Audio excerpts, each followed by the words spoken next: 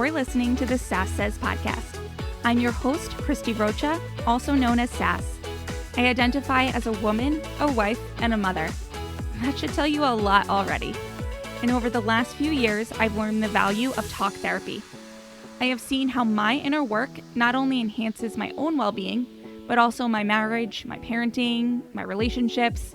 And in fact, you wouldn't be hearing this right now if it weren't for the work I've done. My mission is to debunk the misconceptions and stigmas around what therapy is and who it's for. Let's normalize working on our mental health and seeking help when needed.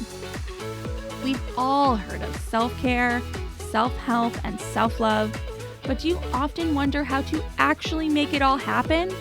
I do. You'll hear strategy-based conversations with professionals, as well as inspiring and validating stories from women who are just like you and me. Think of this podcast as the weekly therapy sessions you didn't know you needed, with a dash of sass, a lot of vulnerability, and me, relentlessly asking, but how? Hello, welcome to the show. As a reminder, this month's series is focused on motherhood, pregnancy, and mental health. Last week, we heard from Christine McGlinchey on how to nurture our inner guidance and conceive the motherhood of our dreams. This week, I'm joined by Melissa Fairhurst. Melissa comes to us through our friend Meredith Huck from episode 90. Thank you, Meredith, for the introduction. Melissa is a mother of 3 and a perinatal mental health therapist with a passion for running groups. Through her groups, she allows for a safe space for moms to feel connected to others in their motherhood journey while maintaining their me along the way. We discuss Melissa's story, the challenges of motherhood, self-awareness, the importance of support, and the need for education and more awareness around perinatal mental health. And if you like what you hear, make sure you sign up to join us live on July 31st. I'm doing a Zoom panel discussion featuring Melissa, Christine, and next week's guest, Danielle Smith. Visit sasssays.com/panel to sign up. All right, here's Melissa. Hey, Melissa. So nice to meet you. Thanks for being here with me today. Nice to meet you. Thanks for having me. Yeah, we were put in touch by Meredith.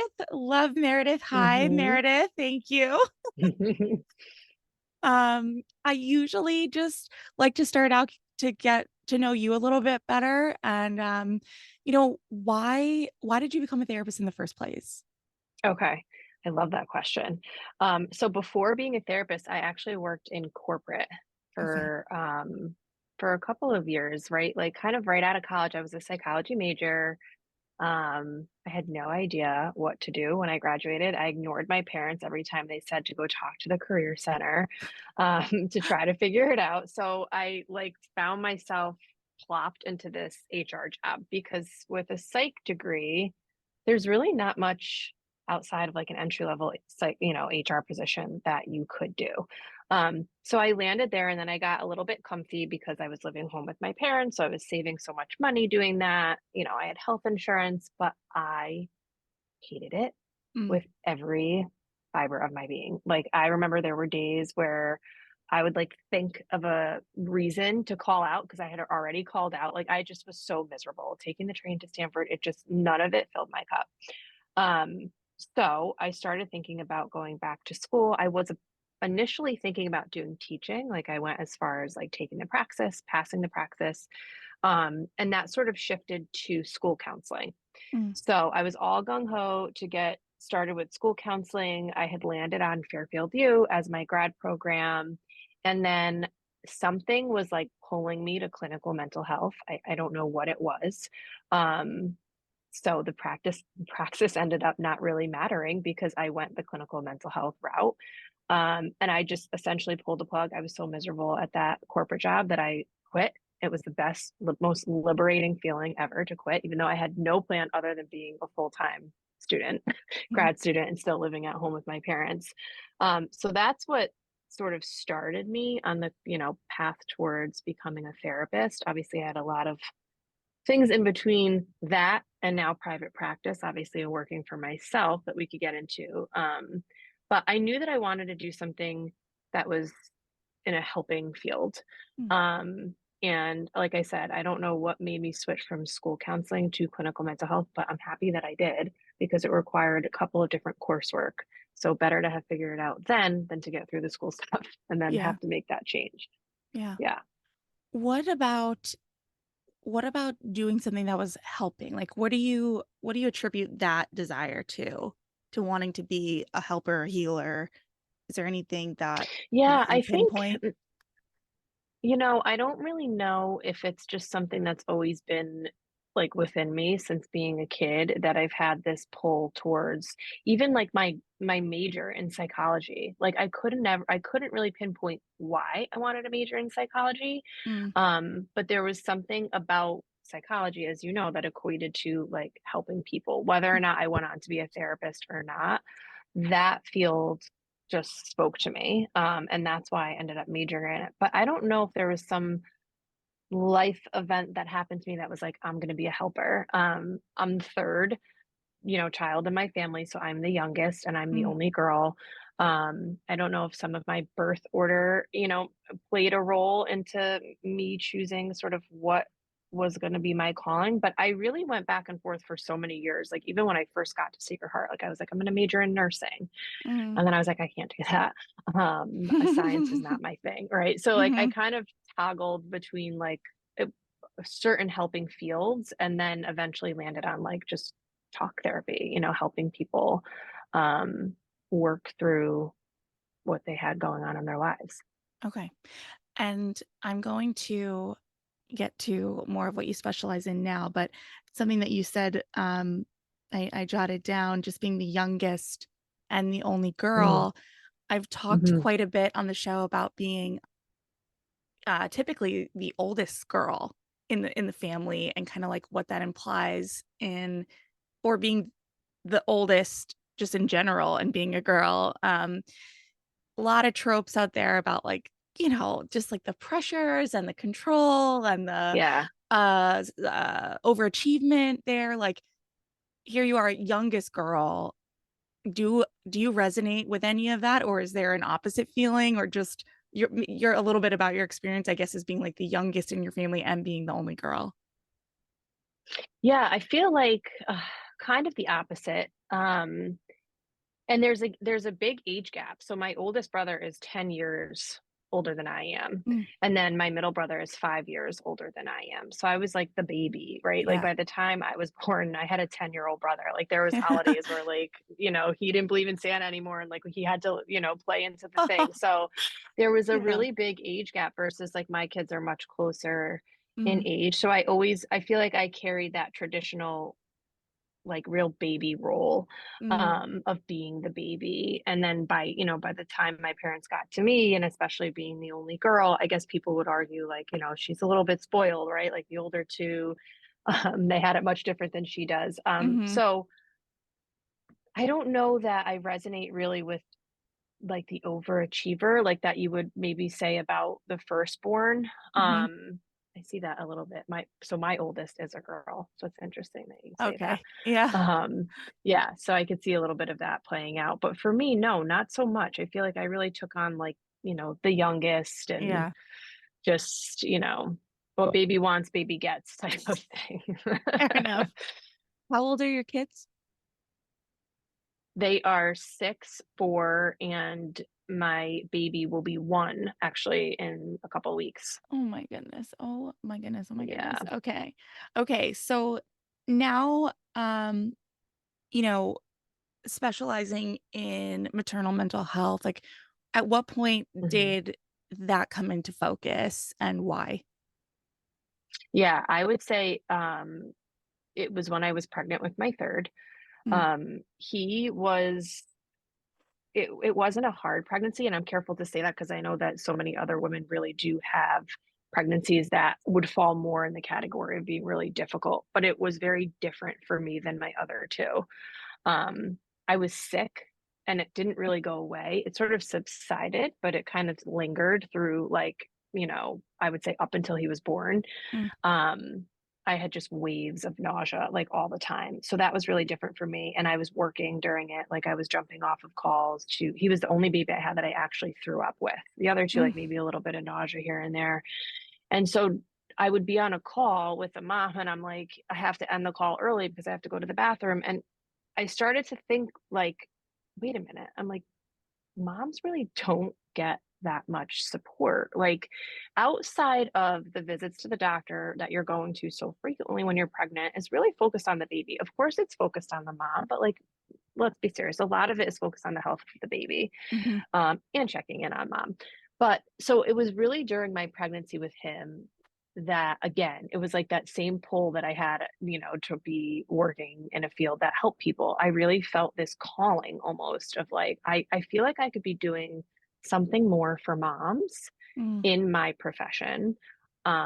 And what is that? And then I sort of like utilized his pregnancy to kind of like nitpick, like, what do I feel like I'm being called to do? And it was actually while I was pregnant with him that I ended up going back for the coursework and the certification. Hmm.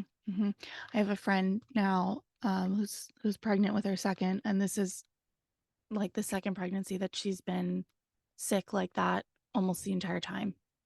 And it's like Yeah, you keep all of us, especially all of her friends who've like had babies before, are like, how is this still going on? Like this normally subsides, and she told me last yeah, week that she had to pull over on the way home from the park yeah, it's to awful. Yeah, like, it's yeah, terrible, and, like, she just feels so miserable. yeah, It's brutal, so I feel for you in that younger version of yourself that went through that. You said now a few times, talk about a calling or just a pull. In my experience, you kinda have to be very self-aware and in touch with yourself in order to hear and recognize and actually mhm, then act on those pulls. yeah. Is that did you cultivate that in some way, or is that just innately you? Like, where did the self-awareness and sort of that come into play for you, and how did you nurture that? Yeah. I don't think that I always excelled at that. Like, I'll just be transparent with you. I think that in my career as a therapist, I've gotten much better Mm, at being self aware. And I talk with clients all the time about self awareness, right? And one of the biggest goals for so many clients, especially moms that I work with, is simply raising our self awareness and what that could do.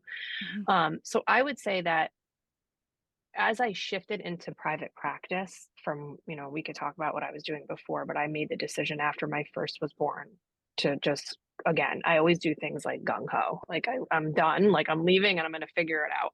mhm, When I shifted into private practice is when I really started to feel more grounded in that, like, if I'm feeling pulled to do something, that means that like I should be doing that. And if it's getting from A to Z, I will figure out all the ways to get there, but I will eventually get to Z because mm, I know that something is telling me that I should do this and that there's good purpose for me in doing this. And so I'm going to respond to that. And I will say, like, even if it was something that didn't come to fruition, I wouldn't have had regrets, right? mm, Like if I took the coursework and I did it and I was like, "Mm, you know what? I really thought that that's what I was supposed to be doing, but like, I don't know now after I got through it, I wouldn't have any regret because I just feel like all of it is moving parts of our story.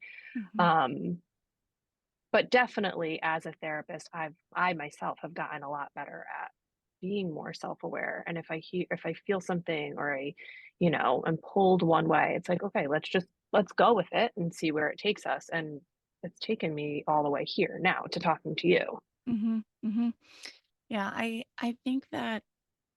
think there's a couple of things, right? Like, just the exposure to what your knowledge, your expertise, and then watching other people have the experience of finding their own self-awareness, I think is probably a pretty powerful reminder of just look in the mirror kind of thing. Um, Right. but I also think in motherhood, right? Like you had the moment a few minutes ago of like, "Oh, I have an oldest daughter." It's like whatever it is, we're constantly looking at them and going, "Huh, that was different for me," or "That was the same for me," and "Why am I so triggered by this crying right now?" And, like, it's just like an Right. endless it's an endless, like, smack of like, "Hi, who are you?" Right. So yeah, so it's just like feels like there's a lotta, a lot of opportunity for Mhm, growth if you're open to it. Just a kind of like random question that I've not really asked anyone before, but um, mhm. what was the hardest transition for you as far as the number of kids that you have now? 1 to 2, 1 to 2. Why? without a doubt. Yeah, why? Um, a couple of reasons. I think that I got very comfortable with just having my daughter. We, like, instantly bonded when she was born. They put her on my chest, I was like, I knew her my whole entire life. Um, and then I got pregnant with my son, and it wasn't planned.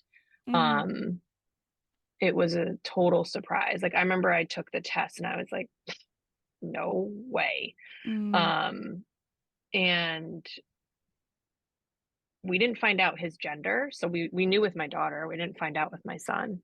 mm, Um, and it's not that we didn't want more children, because we did. Look at us, and I have 3 now. mhm. But we weren't ready in our marriage to add a second.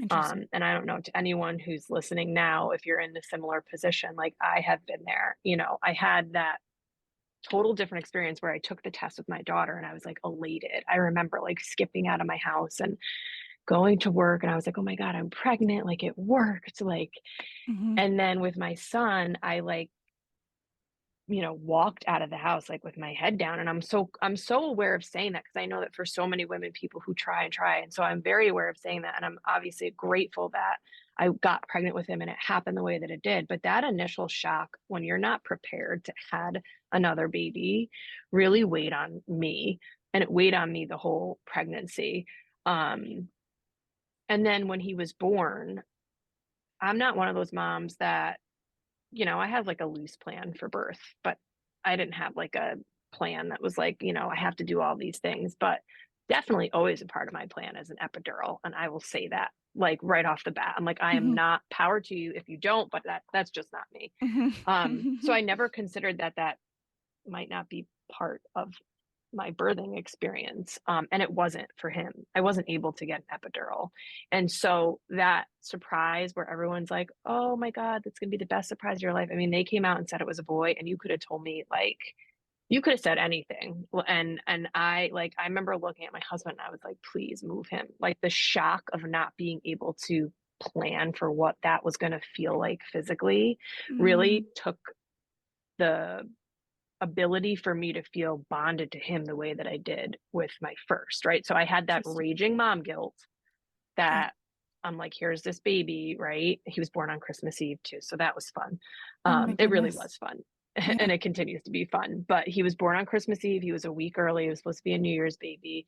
He came on Christmas Eve. I had all those feelings of my daughter was now home for Christmas without me. And so Oh, 1 to 2 yeah. really, that's how it started Mm, if you could imagine. So, and my daughter at the time when he was born was 22 months, and then she turned 2 in March. He was born Christmas Eve, and she turned 2 in March. She was a baby. yeah. Like I mean, I know technically you know, by the term she was a toddler, but she was still really No, she's a baby. Like she baby. was a Yeah. very late talker, so she wasn't talking much. Um, that's how it started. And then at 4 weeks old, my husband caught a common cold, which was actually RSV, and then my daughter got it from him, and the baby Oh, got it from her. And we oh were my back God. at Yale, with him on oxygen. And so, Oh my like, goodness. I have pictures of the days leading up to him going to the hospital that I took, vividly remembering, like, one day I'm going to look back on this and be like, holy crap, like, it feels like a blip now. But at that time, it was hard. It was really hard. And then just navigating, when he was 4 months, she was just 2, and so he'd be nursing, and she'd pull him off, and he'd have a huge scratch on his face. Yeah. Everyone will say to me now, like, "How is it with 3?" I'm like, "For me personally, the transition from 2 to 3 has been extremely easy, and I know that's not the part of the course for everybody, but from 1 to 2 for me was the biggest challenge right Yeah. away. As soon as you asked, I was like, without a doubt, 1 to 2." Yeah. Well, and I think just noting their age difference too, right? Like almost the difference between your oldest being 2 when your second was born versus your second born being, I guess, 3. I mean, I feel like that year is Right. a big difference in just Yeah. Yeah. ability, I mean, 3 is a rough year, but they can like there are things you can trust them to do and walk and Right. talk and yeah, but yes, it's funny. I had a similar experience, but the opposite reaction. Like with my first, I had an epidural, and with my second, there wasn't time for one. And Mhm. I remember with my first, them like the nurse is handing me her, and I just looked at my husband and I'm like, why aren't I crying? Like, why aren't I feeling anything? And he's like, honey, you're drugged. Like, you'll feel it Mhm. later. And like, I don't know. Maybe that's just what he said to like make me feel good. But I was like, I was out a little loopy, like I was a little out of it. And I Yeah. felt the guilt about that. Like, why isn't this the most beautiful, precious moment? And why don't I immediately feel connected to her? And then when my second was born without the epidural, it was like the combination of feeling clear headed, but also just having more confidence in what I was Mhm. doing and who I was at the time. When they gave him to me, it was like, "Oh, Mhm. okay. I Yeah. understand this feeling now." But Right. similar to you, he wasn't a surprise, but I think I was just so overwhelmed being pregnant and having a toddler that I really did not connect with him through pregnancy in the way that I did with my first, you know? You know how it is, Right. you're pregnant with your Right. first, you're, like, talking to your belly and, like, doing all the things, Yeah. and you're checking the app, and she's the Mhm. size of a peach today, and, like, with my second, it Right. was like, "Am I pregnant? Because I don't even have time to think Right. about this," and so it was just yeah, it's something that I don't think we talk about enough, um, just sort of I don't know, I think we talk about pregnancy, but we don't always talk about, um, pregnancy, 1 to 2, 2 to 3 in the sense that even, like, our Yeah. doctors, right? Like, they're like, "Oh, this is your second, this is your third," and then they just, like, don't tell you of things because 'cause they're like, "Oh, you know," and Right. I'm like, Yeah. I don't remember, this was 2 years ago, and I have pregnancy hormones, and I have a toddler that's distracting me through this whole appointment, like, can you just pretend Right. Tell this me is my again. first? Yeah, yeah, Yeah. yeah. I Anyway, always say, I mean, one of the yeah. like one of the things behind my practice now is just that the birth of a baby is the birth of a mom, no matter how many times you've done it, Mhm, right? Like I mhm, was a different person when my second was born. I was a different person when my third was born, and I had a different birth experience with 100%. with all three of my children. But I will say to anybody that is maybe in a similar position that I was from one to two, where you're feeling the chaos of like, oh my God, I have a very little toddler and a baby, and I'm overwhelmed and I can't do this. I will say that now that they're older, so my daughter just turned 6 and my son is 4. They are like we call them like my aunt jokingly calls them like the Bobbsey twins because it doesn't matter that, she's a girl and he's a boy. Like they just do things together like Yeah, they're the best of friends, like two peas in a pod. But getting to that point for me as a mom was like, whoa, like I went yeah, through like battle. But I will say to anyone listening, yeah, that it does get easier. And you do see, a beautiful relationship emerge, but it is tough when yeah, they're both babies and you're in the thick of we were in the thick of sickness and all of that. yeah. Which probably a lot of people can relate to with just coming out of I COVID know. times. Um, but yeah, no one talks about the transitions enough, and nobody talks enough about you might not have that like blissful feeling Yeah, with each birth, yeah, and that's okay. yeah, yeah. Well, and something that I've, wanted to explore more, and I have a little bit on the show, but, um, even like you said, without saying much, but I heard you of just my marriage wasn't ready. Like, your marriage Hmm. changes when you have a kid, it changes again when you have another, and Yep. yeah, I just read the, Jancy Dunn book, How Not to Hate Your Husband After Kids, and I bought it for all my pregnant friends because 'cause I'm like, "You will figure out the baby stuff, but you need to be paying attention to your marriage, and Hmm. and Hmm. know that it will change. Whatever how strong you think it probably is, but it's going to change and something is going to rock you and just to like Right. be prepared for it, just the Right. expectation of something changes instantly sets you up for greater success than being like shocked by it. Right. Another thing that's not talked about enough, right? Yeah. Yeah. Okay. So tell me a little bit more about now, not obviously in specifics, but like who is coming to you and what are you helping them with? How are you helping them? Like, tell me a little bit more about the specialty of your practice now. Yeah, so I mostly have shifted. So I came back from my maternity leave in September. I got certified, like sat down for the exam 3 weeks before my youngest is named Cameron. So 3 weeks before Cam was born, I got certified. So I knew that when I was out on leave, like I was going to shift my practice once I came back. And so I kind of started that process like over the summer. I returned to work in September. Since COVID, I've been doing telehealth, which ended up working out for me because a lot of new moms prefer to be virtual anyways, Mhm. especially in the times that we were with COVID. Um, so in September, I started slowly shifting my practice to working with mostly expecting moms, Okay.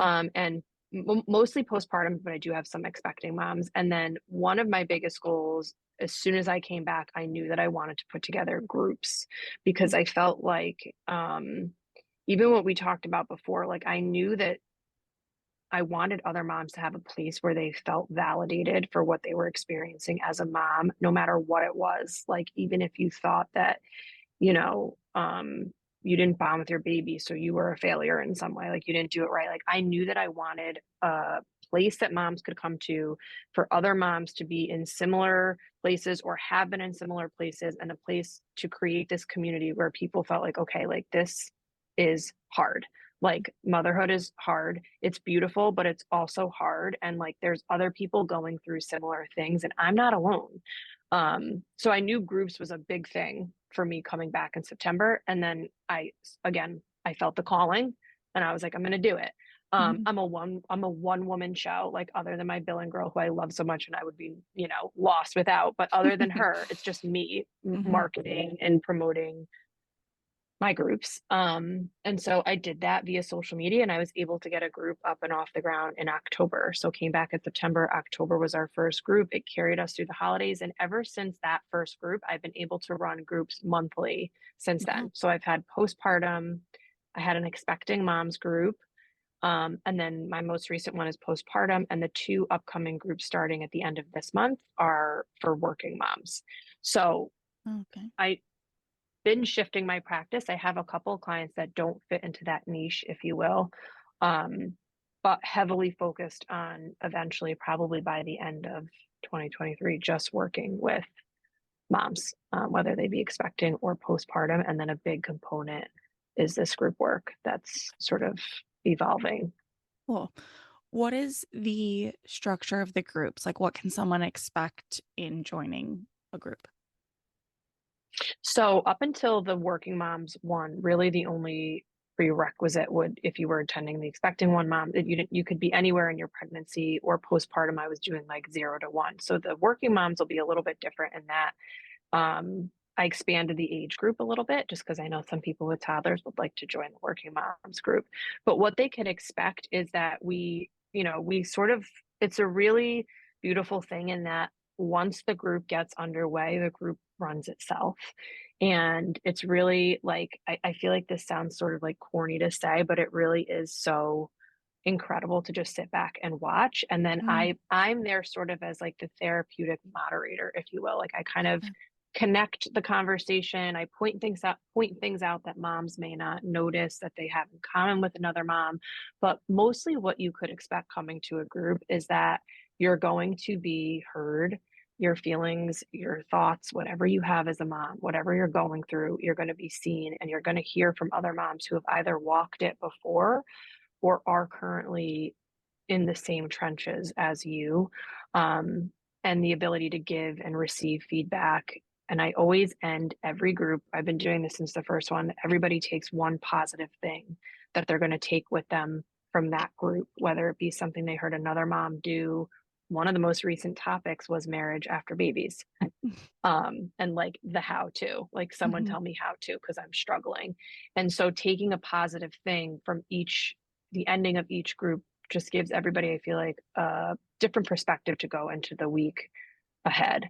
But really, my biggest things for these groups is that moms have pretty much a sounding board to feel like they're not alone because no one should ever feel alone Mhm. in what they're going through as a mom. Well, yeah, I feel like even now, the thing that's coming to mind for me is not that I wouldn't benefit at this point from a particular group like that as far as, any aspect of motherhood, like it's ongoing, right? But I do wish that I had more of a connection with moms who are in the same place as me. Like I was one of the really first of my friends to be pregnant, and I don't know, I just wasn't willing to go out and find the groups. Like, this was, like, a little pre-COVID, so I wasn't Mhm. really willing to go out and find the groups, and I didn't really know how much I would need it either, and I think I don't know, I wonder what your thought is on this. It's something I think about a lot, like, is there a way, do you think, to reach women who maybe aren't pregnant yet, but might become pregnant or know they want to at some point, and just talk to them about this stuff? Because I find that, at least in my experience, I wasn't really interested until I needed to know, but then it almost felt too late.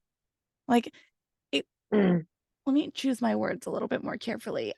It wasn't too late. Like, I could come back from it, I could learn, I could grow, I could connect. I started therapy, but it was like, gosh, I wish I knew this earlier. I wish I started therapy, found a group, from the get-go, from like 8 weeks pregnant, like, and I just right. didn't get it. Like, I just didn't know how much I would need it. And so I wonder constantly, do you think it's just a fact of life that, like, you don't know what you need till you need it? Or do you think there's a way to Right. reach women beforehand? I don't know. Yeah. No, I mean, I think to your point, it's it's actually essential to reach them before they're postpartum.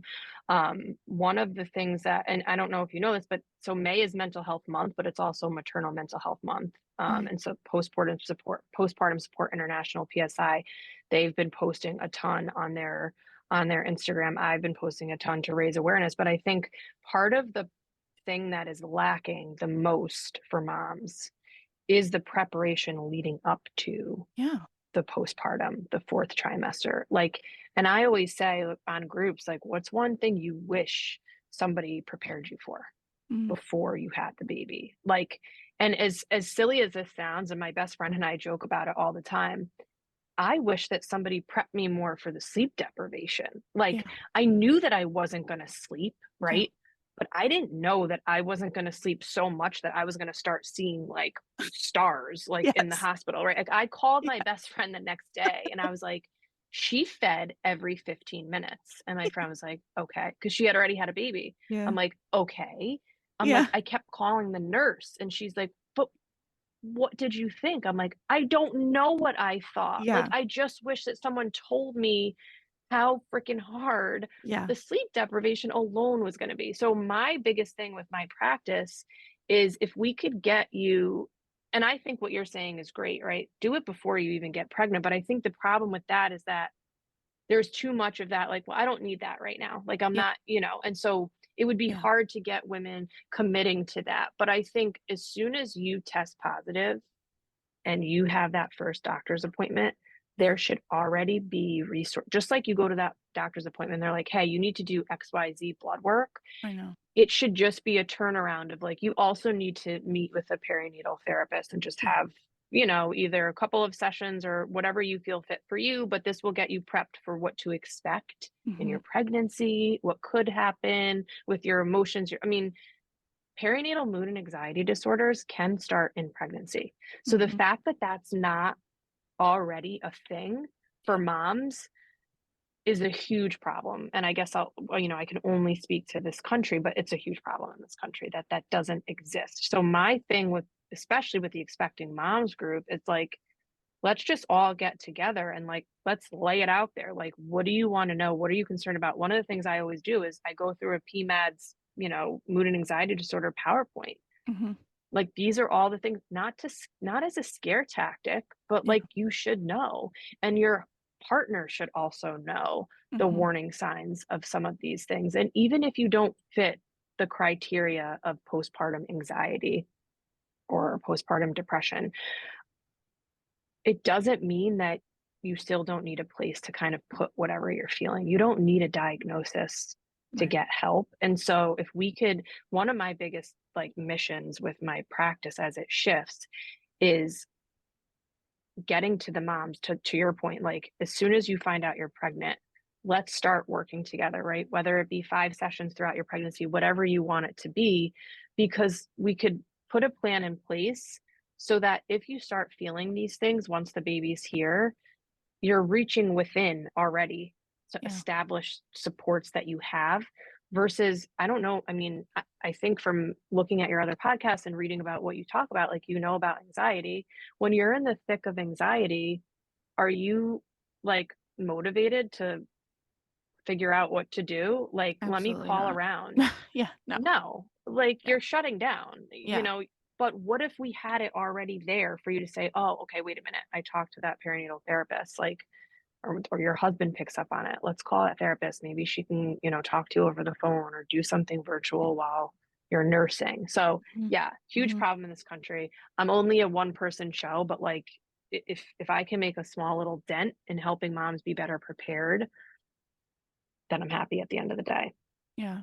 No, it's a great point, and as much as I've asked the question and talked about it, that's you just boiled it all down to, like, the bottom line is, like, you test positive, find a resource, right? Like, Mhm. don't wait to find out if you need it or not, because, like, guaranteed there's gonna be something even, just just the healthy levels of anxiety that you have during your first pregnancy, right? Of just I remember worrying Yeah. about, like, what I was Yeah. eating and what I was this and, like, Everything. there's certain things that are that's fine. Like, I feel like everyone goes through that. Like you said, it's not necessarily warranting a diagnosis, but it doesn't No. mean that you might not want an outlet or a resource or a professional to sort of just bounce ideas off of, like, I would call it, like, sometimes I call it with my therapist now, like, "Just talk me off the ledge of this." Like, do I need how worried do I need to be that I accidentally ate a deli meat sandwich, Like, talk me off this ledge. Like, it's just Right. yeah, like, it's true. I think we should I always kinda joke we should just be, like, assigned a therapist at birth, but it's like, really, we should just at the very Yeah. least, we just be assigned one at pregnancy, like, I just always say, like, so as soon as you have that baby, and you know this because you've had babies, you got the pediatrician coming in, right? People are coming in to check on the baby. Of course, the OB is coming in to check on you physically. But there is a huge problem again with the mental health check-ins. And I, yeah, I think just the fact alone that you're being seen 6 weeks out I of know. having a baby for your first checkup. And Yeah, I get maybe for people would argue that like, well, physically that's when you should be checked. yeah, Um, I mean, I would even argue that though. Like I had questions a week into coming I know. home, like, should I still be bleeding this much? Like I feel like this is concerning and I have to wait 5 weeks Yeah, to be seen. Like after my third, I remember calling about something just about that. And they were like, if you needed to be seen today, you'd have to go to the ER. And I was like, what? why? Uh, Yeah, uh, why? Like, yeah, I just why? had a baby I know, 2 weeks ago. Like, I know. why would I have to go to the ER? Like, I have to So, laugh when I hear we're that. not It's so ridiculous, like, it's just so I'm like, "Well, ridiculous. and that's also extremely convenient for me to go to the ER with a baby who, by the way, Right, I'm nursing, so I can't really go to the ER and sit there while he's at home." I'm like, "Wait, right, why is it so hard for moms?" But if I were to call the pediatrician at 2 weeks old and something was going on for the baby, like, we're there, we're in the office, yep, and yep, rightfully so, but, like, it should be the same type of care that is going into this newborn should be going into this yeah, mom because she's also a new person, right? yeah, So, it's just lacking all around. I think I learned this in my certification that OBGYNs, and maybe some are better than others, they're supposed to be screening for perinatal mood and anxiety disorders starting in pregnancy. Um, I didn't get any I of those wasn't. questionnaires Yeah, I in my wasn't. pregnancy. And you know what? I I was think too I scared actually to got fill them asked. out. Right, and I actually think I was assessed more by my kid's pediatrician, which is great, Me too. that they're on top of it, but it shouldn't just be that, right? Like, there's Yeah. missing pieces here. Um, so Yeah. it's a broken system, yeah, but there's a lot of therapists out there like me who are trying to make, small changes to have a big impact eventually. Yeah. Yeah, and the forms are well intentioned, but I remember reading it like you said, like, well, am I sad or am I just tired? Like, I don't Right. know. So maybe speak to that a little bit. Maybe speak to, if you could, what are some of the signs, that this might be more than sleep deprivation, this might be more than baby blues, like, really, Yeah. what do we wanna be looking for? And I'm sure it will tie into it, but also, kind of advice for partners, Yeah. support systems, Yeah. what do we wanna be looking for all around? Yeah, I like to make the distinction because I think a lot of the times what happens with moms is people are like, "Oh, that's normal," Yeah. right? Like, "Don't worry about it, that's normal." You hear that a lot with intrusive thinking, right? Intrusive thoughts like, "Oh, don't worry about that, that's normal." But we wanna be really careful because normal and common are 2 very different things, right? So, Mhm. certain things can be common, right? Intrusive thoughts are common, right? They happen. You pass a stair landing and you think, "Oh my God, what if I just like drop the baby right now?" Mhm. They could be common. They're really scary. But where it gets to be questionable is, and I guess I'll just use the intrusive thoughts as an example to start. It's like, are the thoughts kind of passive? Like, if I have that thought, I'm able to say, like, okay, that's not going to happen. That's an intrusive thought, right? I'm self aware. I'm letting it come. I'm letting it go. Mhm. Where we leave the word common is when we start to ruminate on Mm. that, right? And it sort of like becomes like all incapacitating, Mhm. and you feel like you can't get past that thinking, right? Um, and outside of intrusive thinking, let's use like anxiety, where I say like it's a red flag is it really is debilitating and interfering with your everyday living, right? Mhm. Mhm. And I always use to my like I like to use like analogies. So I'll always say to the moms that I work with is like if the anxiety is in the driver's seat and you're in the passenger seat and you can't pull over and stop and make the switch, Mm. then that warrants talking a little bit more about it, right? Because we're not working, and I say this to all the moms I work with, we're not working to make the anxiety and the worry completely gone, right? We're working for more realistic expectation is to diminish it enough that you're in the driver's seat and you can implement strategies to keep the anxiety at bay where it Mhm. is. Like you said before, talk me off the edge, right? Give me tools that I could implement to really manage these feelings of worry, because are we ever going to be worry free as moms? Like, I think that that's a hard task to give us, especially in Yeah. the world that we're living in. Right. um so where you really want to be, and even getting your partner to help too, like you said, it's, the baby blues they're common. I have them. Another thing I wish people told me about, 5 o'clock would hit, the sun would start to set, and I would start crying. I was like, what is going on? Why am I crying again? Like, this is the fourth night in a row. I bonded with her, we're good.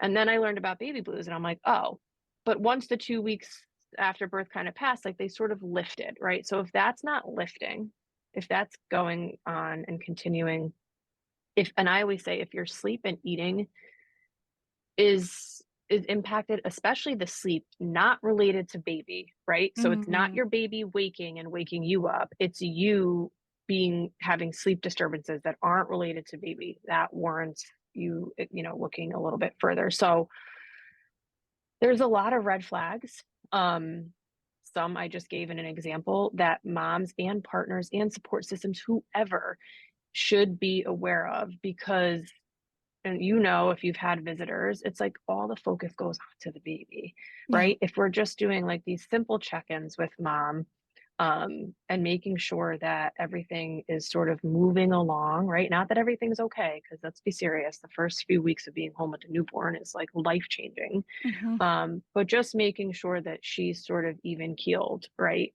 And if she had something already in place and those things were happening, it's just much easier to then just reach within and do what, we need to do for mom versus her having to find somebody in the midst of all those overwhelming feelings and having a baby on top of Yeah. it all. Yeah. Yeah. I mean, you can barely can barely sit up. I don't know. It's just like No. insane. Yeah.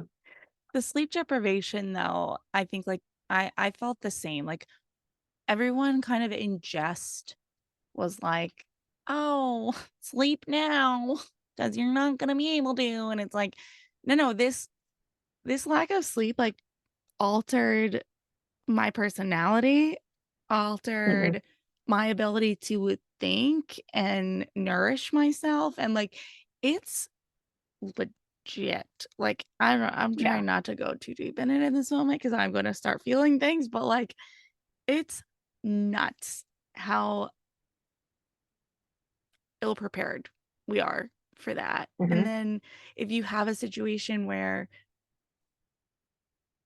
your partner's just as up, like, it just I mean, it's I don't I'm probably gonna I'll cut myself off there because 'cause I'm like, I feel myself just, like, getting like, "No, I don't wanna talk about it," because it was It's so crazy. Hmm. miserable, it was so miserable, I just never wanna feel that way ever again, like, you understand why it is a torture tactic, like, you understand that Yeah. because Yeah. it's you Yeah. feel tortured, you feel absolutely Right. like your body just wants to totally give out on you. Um, are there some are there any challenges that expecting moms or new moms are coming to you with that you're hearing a little bit about or a lot about that you think might Hmm. surprise someone to know or that you think aren't talked about enough? Like, I don't know. I feel like sleep is kind of a more even though we don't talk about it enough or talk about the depth of it enough, it Hmm. is a common sort of like, yeah, of course you're going to struggle with your sleep, but like are there Right. any challenges coming Right. to you now that are a little bit less on the radar that you would wanna mention? I think that it would be surprising to people, like, when I'm working with moms who have anxiety, right, or worry, whether they have 1 or 2 or 3, and those feelings of just, like, "I'm not enjoying this," Mm, like, I'm supposed to be enjoying this, right? Especially, like, society tells me, like, I don't I don't know how much you scroll on social media, but, like, there's these reels that say the amount of time that we have with our kids. We have oh my god. 18 summers, like, make the most of it. Oh You my only get god. I 18, know. right? Who the heck made up 18? Like, I still see my mom all the time in the summer. Like, Yeah, and yeah. like, so these moms feeling like I'm so emotional because I know that the years are passing and that they're gonna go by quickly, but the stuff that I'm feeling right now in terms of my emotions as a mom is so hard that it's like taking away, it's like kind of stripping me from my joy. I want to enjoy it. Like I want to be present. I don't want to be worrying about what's coming. I don't want to have, I talk so much with moms about this anticipatory anxiety, right? Like Mm, anxiety that hasn't even happened yet. mhm, We're going to worry about it now, but it might not even happen, right? And how do we kind of shift that? mhm. So I think people would be surprised to hear like there's moms who really feel like they really struggle with finding the joy because everyone says like enjoy every moment. It's like no, that's impossible, right? It's like Yeah, saying sleep when the baby sleeps. I can't. I know. I know. I Right. can't enjoy every moment and I shouldn't enjoy every moment. And society puts this pressure of like, by the time your kids are 12, you've spent up 90% of your time with them. It's like stop it Yeah, already, right? Like yeah, stop that. It's adding to this pressure that moms already feel. So I think that's one thing people would, you know, more so than like, oh, of course you're gonna be sleep deprived. But yeah, there's moms out there who are like, I'm not enjoying this right now. yeah. Yeah, I think, I think it really surprised me how little I enjoyed it. Like, and still now, right? Like, and again, I really try not to do this, but I have to still. It's like, I love my kids, but I didn't like nursing. I didn't like getting up. I didn't like the Yeah. blowouts. I didn't like washing bottles. I didn't, you know, I my husband almost put me in a straitjacket both times I potty trained. Like, I don't enjoy this. I enjoy them, but I don't enjoy the grunt work, and I see it as grunt work. And I think where that comes into play a lot for me is, and I know I've seen this on your social media a bit, it's like, who am I? Like, what am I doing? Who is this person? Like, that loss of identity and just Mhm. the pressure to find yourself in motherhood or not find your, like, I don't know. I just like, I think it is a lot of societal pressure. It's also, I know I really struggle with like comparing myself a lot to other Mhm. people, but I don't know, just I don't know, it's tied in a lot to body image for me, like just Yeah. like Yeah. whose life is this? What is this? Like I don't know. I talked on the show recently too. I'm like all over the place right now. I apologize, but I learned recently a lot about the Enneagram. Like I'm a type 3, the achiever, and it's like my worth, it was always tied to how much I could achieve, success, do. And it's like now I find myself in this role of like, I'm not getting a promotion for potty training. I'm not Mhm. getting like an No, award yeah. for like feeding the baby 40 times in an hour. And it's like, it really, it shook me. It was like, how do I feel successful in this when every time I turn around, there's a new phase, there's a new development, there's a new thing to learn. We'll have a couple of great moments and then there's a tantrum. And it's like, oh my God, like that. I'm winding myself up now. But Mhm. Yeah. for me, the ultimate point of what I'm saying is like, I find that the lack of enjoyment was tied so personally to the sort of shock of this is nothing like I thought it was, and I am not who I thought I would be in this situation. Right. And that's hard to prepare for too, right? Like, I feel like Yeah. nobody could have really prepped. I don't know that you could read as many books as you want before having your first, but nobody could really prepare you for how much you were gonna change, right, as Yeah. a person. It's just like no one can really prepare you, if you have a pregnant friend, but you already have kids, it's like you can't really explain the love. They have to go through it, right? Like Mhm. you just really we never knew how much my mom loved me until I had my own children. And now I'm like, whoa, like she loved me a lot, right? Or still does. It's like one of Yeah. those things like you just don't know until you walk through it.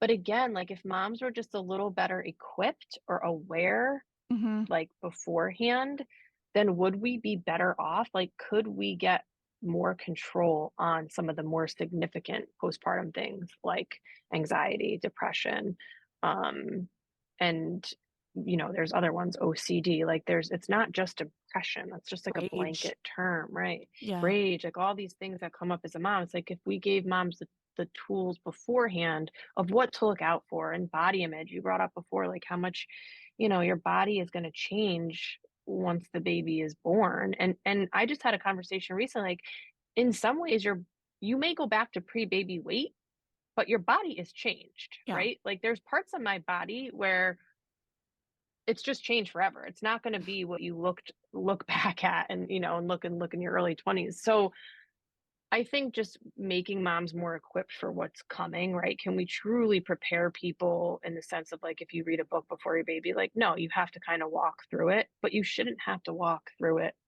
in isolation, right? Right. And then you brought up something too, like social media on our last group call that I had. We talked about how it truly is a blessing and a curse as our generation of moms and parents to have things so readily at our fingertips, like Mhm. the parenting tactics, right? The gentle parenting, the feeding courses. I follow a lot of those pages. I love to get tips and stuff, but there's days when like I've lost it with my kids and I'm hello, I'm a therapist. Like I have those moments too and Right. I can't keep it together and I mean, my daughter just last night was like, "That was mean. I'm not giving you my Mother's Day card." I'm like, "Okay." Oh Like, my god. man, I'm like, "Ah, gosh." I'm like, "I gotta repair this one now because I got frustrated at bedtime." Like, Yeah. like we're all human. Yeah. Um, but then you go on this app, right? After you've had a moment like that, and you go on this app and you see what I would say is like a parenting expert, right? Like they've made themselves established, and that's great. Yeah. But they're telling you like the way that you should do it to protect your kids' feelings. And if you didn't do that, if you had a day Oh, where you really lost it, you are going to feel like you're it's a gonna gut feel like a punch. jerk. Like Yeah, you're it not feels gonna like a feel gut punch. good. Yeah, it feels awful. So it's It good does, and yeah. bad, right? Yeah. Because you could go on there and say, what could I do for potty training? Oh, let me go to XYZ page because they usually give out good tips. And that's where it's a blessing. But man, when it works the other way, like you're feeling that mom guilt Yeah. in a deep way. Yeah. Yeah. We've got there are days where I'll say to myself, like, don't go on. Don't, Yeah. you're Right. feeling ragey or you're feeling short or Yeah. you're already being hard enough on yourself. Don't go on there and watch a video from XYZ parenting person on, like you said, there's only what 10 Christmases that they believe in Santa, and you're just like, oh my God, like I can't with that. Okay. All right. So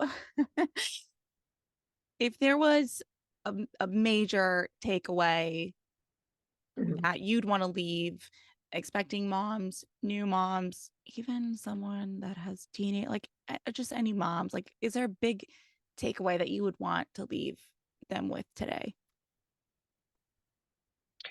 I guess my biggest takeaway and something that I talk about a lot, like even on my social media page, is just do what works best for you. Mhm. And sort of like that saying, like stay in your lane, right? Comparison is the thief of joy. And if we compare ourselves, and this applies to moms of any ages, right? Like you Mhm. just said, moms of teens, like it doesn't matter, newborns, toddlers.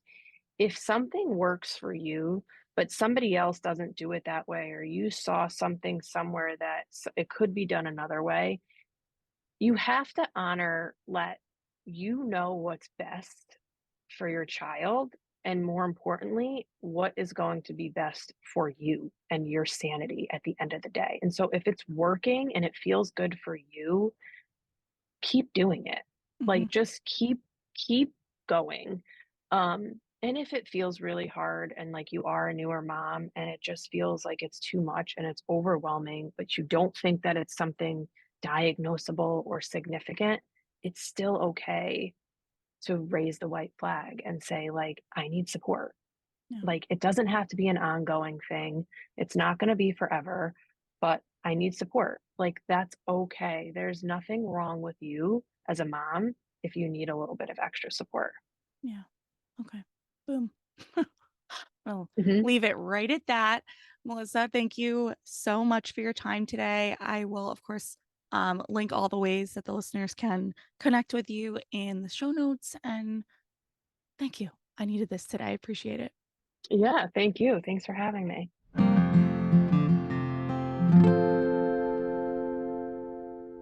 Such an important conversation. This is one of those conversations that I don't care how many times I have it, you have it, everyone has it. It needs to be had again and again and again. So, if you have more questions for Melissa, you want to get to know her better, her work, all the things, make sure you sign up to chat with us live on July 31st for a Zoom panel discussion. Visit sasssays.com/panel to sign up. And as always, check back in on Friday for my thoughts on this conversation. Bye. Thank you so much for tuning in today. Sass Says is a production of Luann Nigara Inc. This podcast is meant to be educational and not meant to replace professional therapy or professional medical attention. To learn more about today's show and what's new in my world, head over to sasssays.com.